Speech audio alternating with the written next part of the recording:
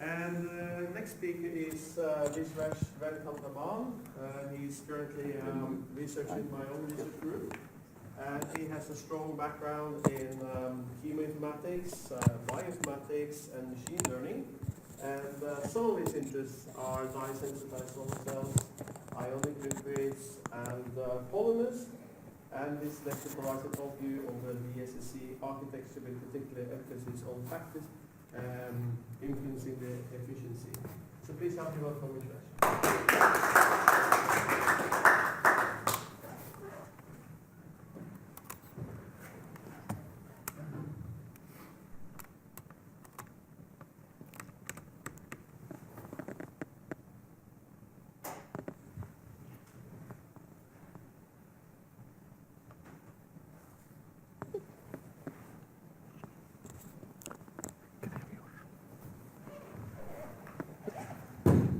Can I have your thanks, Phil. Right. I hope you can hear me. Yep, that's fine. Right. Thanks for the generous introduction, Bjorn. So as my title suggests, I'll be talking about dye-sensitized solar cells in general, and these are basically one of the major technologies that are currently being investigated for the conversion of solar energy to electrical power. My starting point here is basically the solar cell efficiency chart. Most of you have been working in this field would probably be quite familiar with this. And there are quite a few technologies here. So for instance, you have organic solar cells, which are basically based on polymer and fullerenes.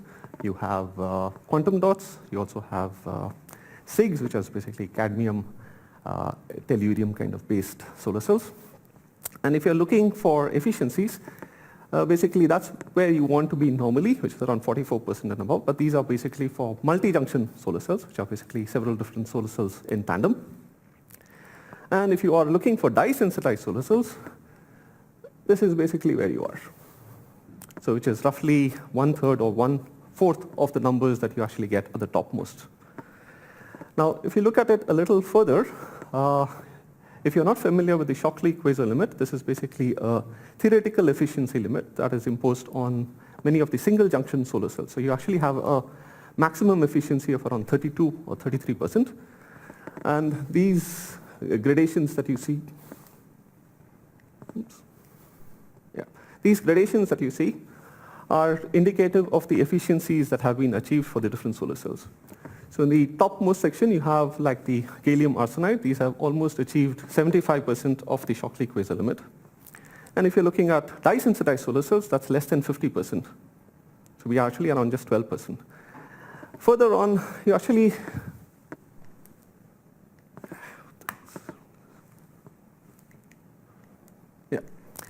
and if you're looking at dye-sensitized solar cells, it's like since 2006 and up till say 2012, the efficiency just improved by 4%.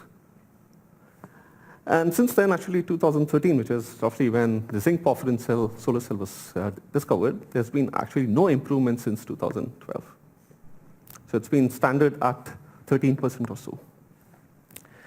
So my presentation is basically into the reasons why this is happening.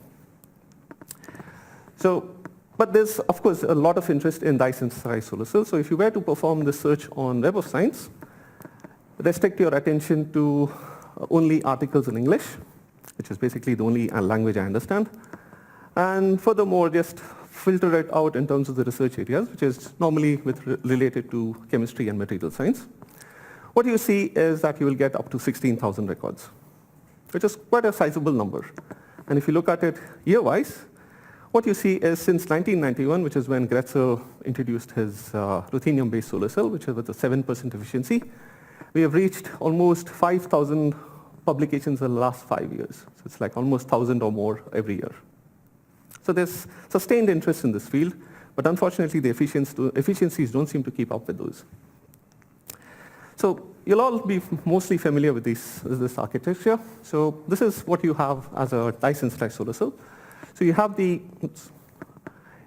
the red dots, which are basically the dye, and these dye molecules are coated on the titanium dioxide layer, which is basically those blue circles. And this titanium dioxide layer is affixed to a transparent conductor electrode. So when the sun shines, the die receives photons and gets excited into a slightly different energy level. And this excitation causes it to inject electrons into the titanium dioxide. The electrons then percolate into the external circuit and move to the opposite end. So this has already generated a string of electrons and therefore your electricity. Now because the die is in its excited state, it has to return, of course, to the ground state. So it takes an electron from the redox electrolyte, which is typically an iodide triiodide electrolyte.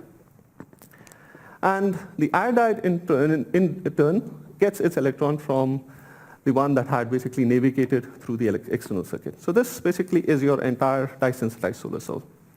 But as you can see, there are several different components. So you have the titanium dioxide, you have the electrodes, you have the redox electrolyte, and of course the die itself. All these, of course, will influence significantly the efficiency that you get.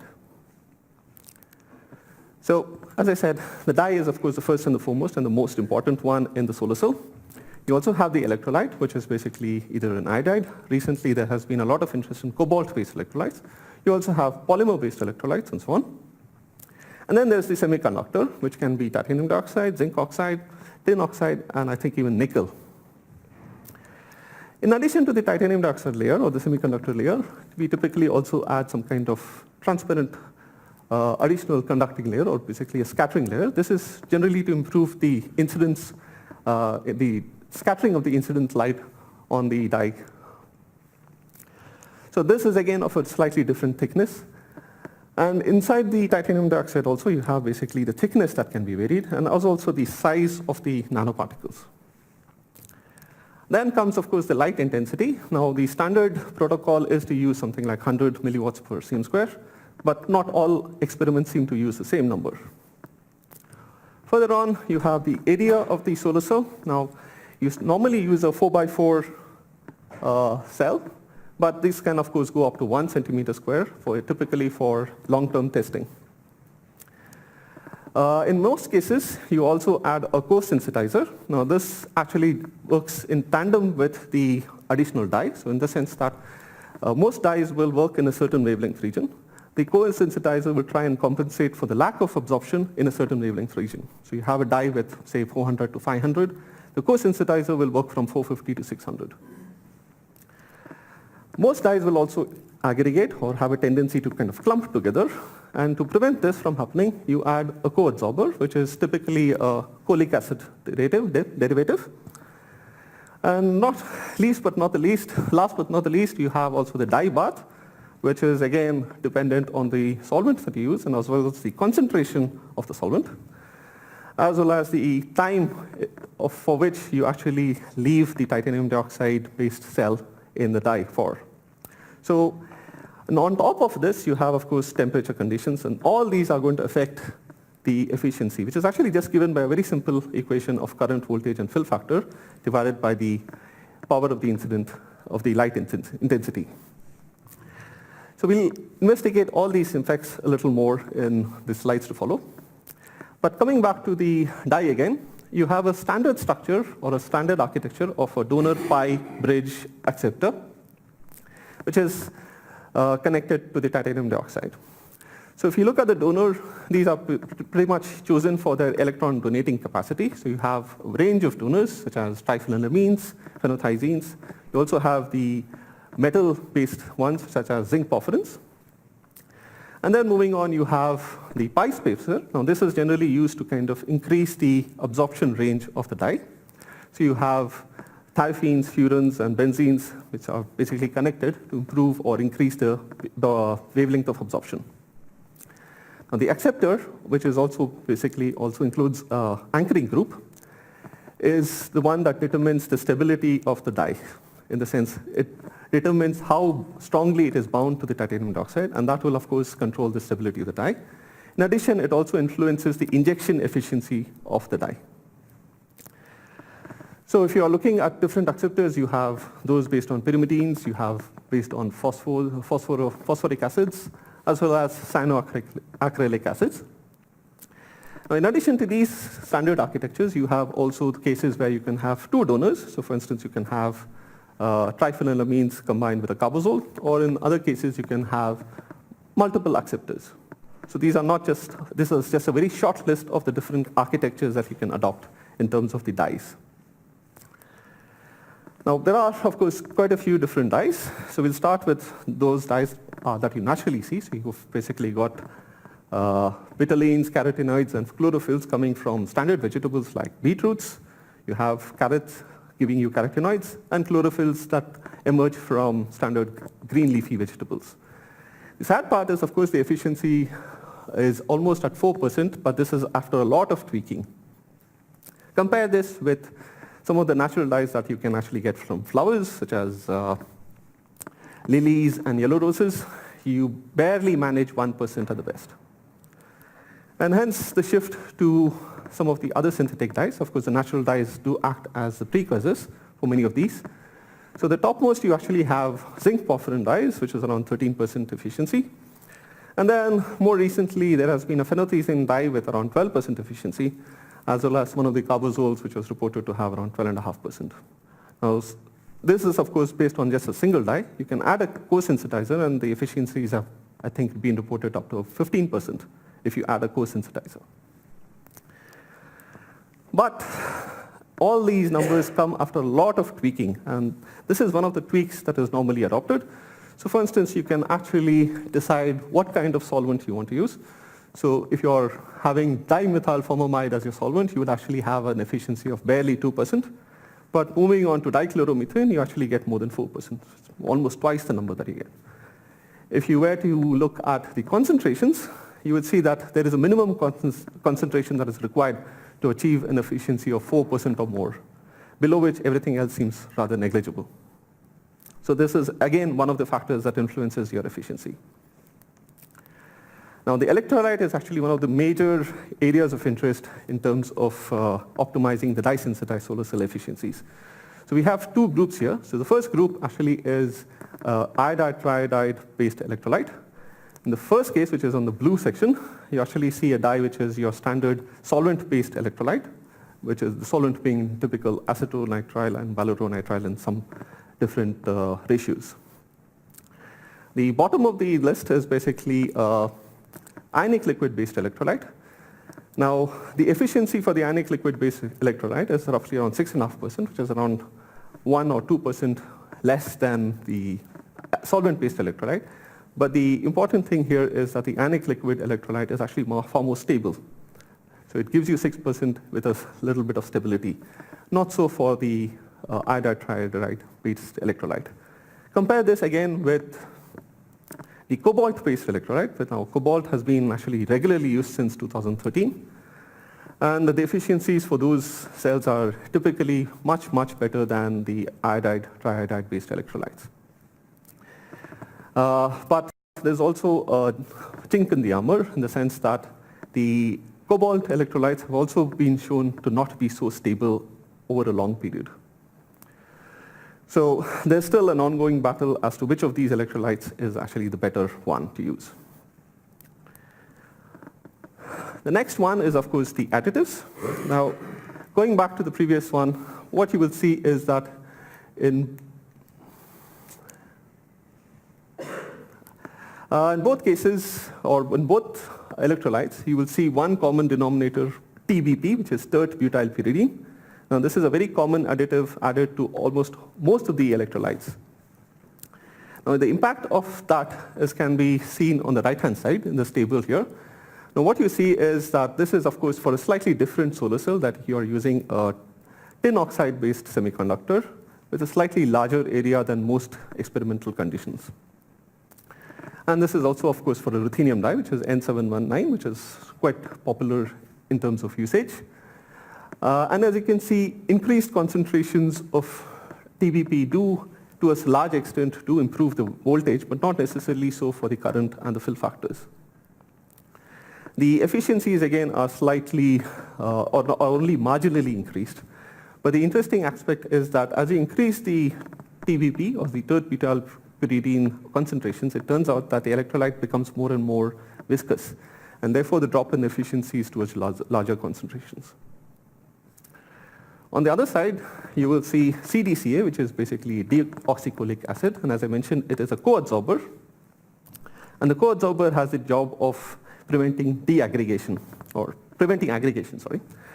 But there's a certain concentration up to which the efficiency does improve, after which again you see the efficiency starts to decline.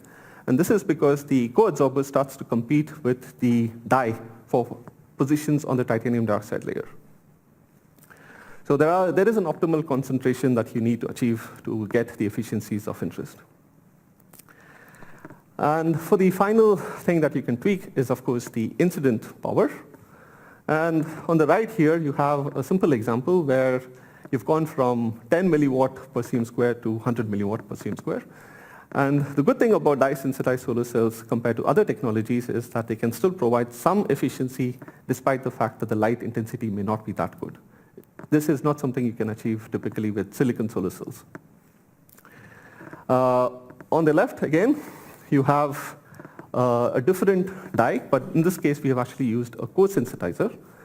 And as you can see here, the efficiency is highest at the lowest power intensity, after which there is a steady decline. And this is typically owed to recombination losses that typically occur in your dye-sensitized solar cell. Now, so much for these factors. If you were to read most of the articles in dye-sensitized solar cells field, you will see that there is one dye which is typically referred to as the reference dye or the benchmark dye. This is actually N719, which was discovered way back in 2004.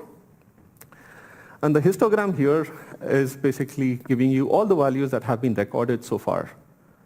Roughly 238 observations that I've taken from nearly 190 articles. The sad part is that you have efficiencies going from 2 to nearly 10% or more. And the right-hand extreme, which you see this last green bar at the right-hand extreme, is actually 11%. And that 11% comes from the certified efficiencies by NREL, which is the National Renewable Energy Laboratories in the US. So you have one end 11% and the other end 2%. So there's a significant discrepancy between the two numbers, 9% difference. And that is, in my view, a little haphazard in terms of experimentation. But you would also ask, why does this happen? Well, one of the primary reasons, of course, which I'll come to. Now, this is, again, a chart showing you what kind of distribution you get over the years for the same N719 dye, starting at 8 or 9% in 2004 when it was actually discovered. Since then, people have been going all up and down, and it's actually been slowly moving towards the lower side, with the global minimum being around 2%, as you can see in 2015 roughly. Whereas in general, the distribution is actually shifting downwards. The reasons, of course, are quite obvious. In most cases, people tend to change, or the experimentalists tend to change both the areas as well as the thicknesses of the titanium dioxide. And for this dye, we actually have a lot of data. And as you can clearly see, there is a sweet spot, as in you have an area of around 2 centimeters square, as in 0.2 centimeters square, so that's roughly 4 millimeter by 4 millimeter cells, which gives you an efficiency of up to 9%, 8 or 9%. So this is a typical two-dimensional histogram. So you have the two properties along the x and y axis, and the colored bars or the colored hexagons actually indicate the number of instances where a certain pair of values are noted. So the darker the shade of red, the more the number of instances that have been discovered. So for 0.2 area and roughly 8% efficiency, you've actually got quite a few cases. You see a similar story, of course, with the thicknesses. So you have a sweet spot around, say, 14 to 16 micrometers or microns thickness of the titanium dioxide. Now, this could, of course, in general also include a scattering layer. And the efficiencies are, again, 8%. But for the same settings, you actually see, again, a distribution from top to bottom, which is going from 11% to as low as 4 or 5%. So how can you get so many values for the same settings? Now, this is not restricted to N719.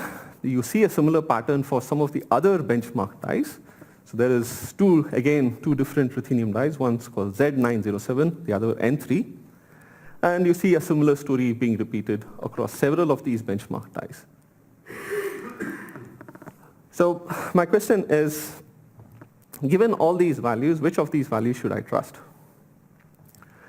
Now, as you can clearly see, there are subtle changes. You can just make a few tweaks and you can get an improved or poorer efficiency. If you get an improved efficiency, the question immediately arises, when is this efficiency improvement actually significant? Now, if you were to look at the accuracy, that is a different story again. Many of the articles will suggest that we need to go and get it tested by certified laboratories. Now, some of these are NREL, of course, and then there is AIST in Japan, and nearby there is Fraunhofer, I think, in Germany. But all of these are going to charge you a fat bill for testing this. If you forget the independent certification, there's also the problem of stability. All the numbers that you have seen so far are just peak efficiencies, which are probably noted for about a minute or less. There's nothing about long-term efficiency. And finally, we should also question how reproducible are the results. You get 12%, tomorrow somebody gets 13%. Third person does, is there a guarantee that he'll get the same numbers? So to have a quick look at the reproducibility, I had just a general look at the parameters that generally need to be reported for that, so that you can reproduce these in the lab. So the most important criteria, which is the area under illumination, is the most often missed entity. So of the 500 or odd more articles, 1/4 of the articles actually do not have this information. They miss out in the area, they miss out in the electrolyte composition. Some of them just mention iodide, triiodide, without actually specifying what was the solvent, what concentration was the solvent, and what were the different additives in the electrolyte. And of course, there is a semiconductor film thickness. They do not tell you whether a scattering layer was used. They do not tell you what was the thickness of the titanium dioxide. So these are several different parameters that are often missing in many of these articles. So how do I reproduce these experiments if I were to perform them? Again, coming back to a yearly plot, this is the number of cases we have been actually missing since 2005 or so. On an average, we are actually reporting less and less information over the years. Right, so here's a competition. We of course have silicon solar cells, which are almost impossible to beat as of now, given the way DSSCs seem to work. We have 16 to 20% from silicon solar cells, and this comes with a 20-year lifetime. Our next closest competitor is perovskite solar cells, and if you can see the charts on the left, beginning of 2006, the efficiencies were roughly around 3 to 4% for perovskite solar cells. In a 10-year gap, they've gone up to 22%. That is like a 17%, 18% leap in just 10 years. Compare that with DSSCs, 1991, 7%, and since then we have only managed 13%. 25 years of research and 6% improvement. But of course, there is always a chink in the armor for the perovskite solar cells as well. They are extremely susceptible to moisture. So if you look at the charts again here, on the lower half, you'll see that they almost survive for 4 hours before they actually just run out. But that's still far more stable than some of the DSSCs that have been tested. One other issue with perovskite solar cells is the problem with lead. Now, lead has to be replaced for something for it to be commercially used. Unfortunately, there's been no suitable replacement for lead in the lead perovskite solar cells. So we still have some time before that is done.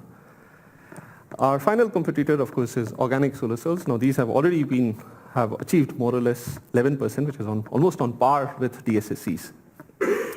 So given time and if they are able to fix the stability issues, DSCs would just waste away. In summary, what would be nice is to be able to reproduce the experiments in the first place. And in order to do so, we need to really strengthen the reporting norms. Now, I'm more of a data analyst than experimentalist, and from a data analyst perspective, we generally see that we would like the data to be measured under similar experimental conditions.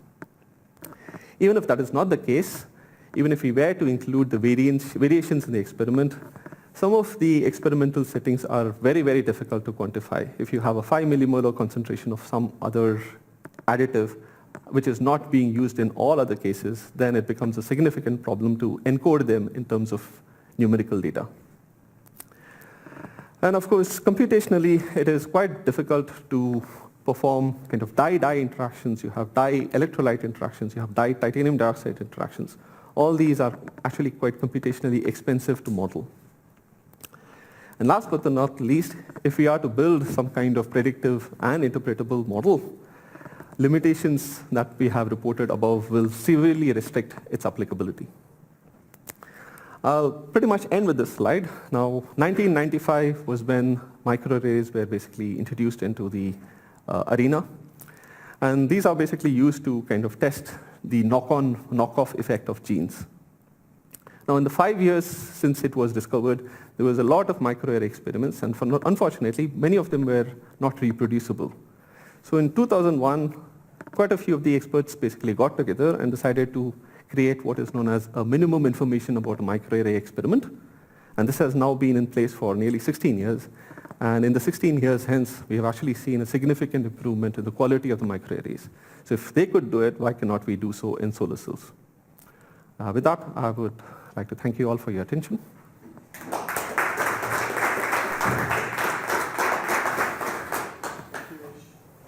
Questions?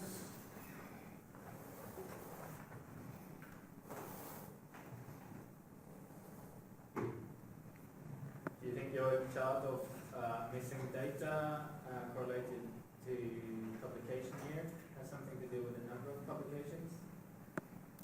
That's always going to be the case, but that doesn't prevent people from reporting less or more. But do you think the trend is, do you think we're reporting less, do you think we're reporting less properties now than before, or should you report it as a ratio divided by the number of publications? For that to happen, I would have to actually do a far more intensive literature search. I have only covered some 600 articles of the possible 10,000.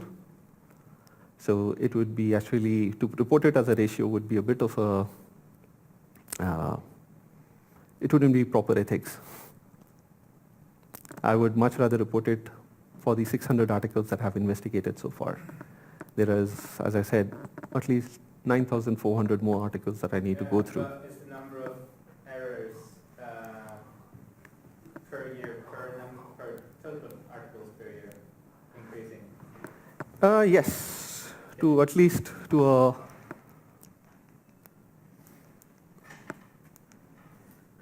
yeah.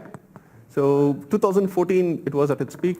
Since then, of course, there has been some decline, but this could be because I haven't covered all the articles that were published on a yearly basis. But the number of articles also peaked in 2014, yes, yes, yeah. that is true. Yeah. So maybe it's quite steady in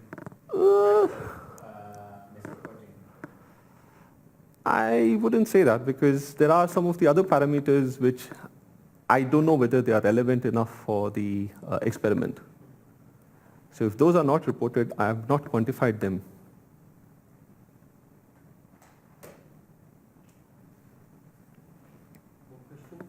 Okay, so basically starting in 91, where nobody was doing solar cells, and we are in 2017, and since 2001, every group is expected, every synthetic group, speaking from experience, every synthetic group is forced to present some kind of, they are doing synthesis, they are applying for grants, they are getting money for sexy buzzword being solar cells. We are doing green energy related issues. So they are forced to present more data on the relevant, starting from basic quenching experiments, moving on to transient absorption, PLDK, and finally to actual device fabrication. So more groups are forced to fabricate devices in order to get some kind of better journal, better blah blah. So you have from 91 dedicated groups dealing only with solar cell fabrication to 2017, where everybody is trying to make an actual device in order to get published into a decent journal. So normally, in my experience, not every group is going to actually know and actually care and actually able to determine all these parameters that are going to affect.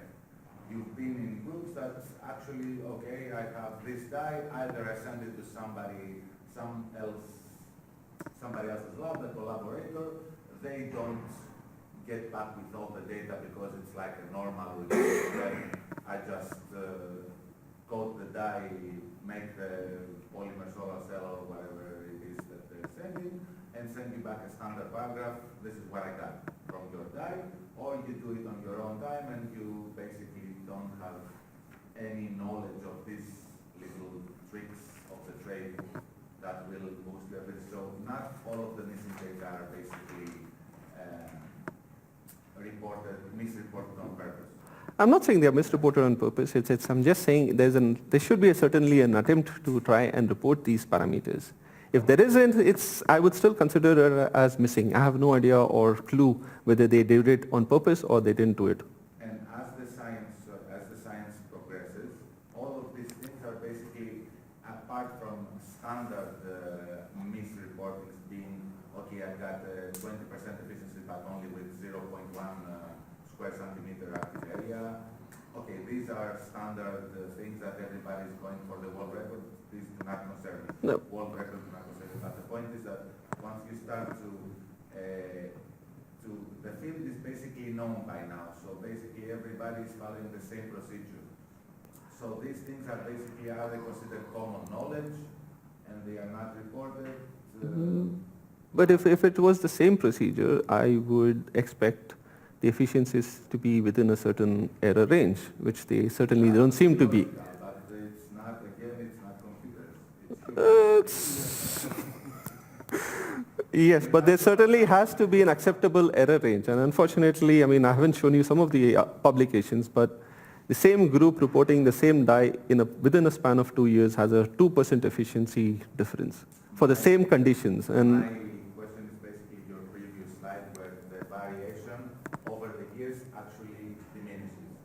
So over the years as the science progresses, the field progresses, the variations get smaller and smaller.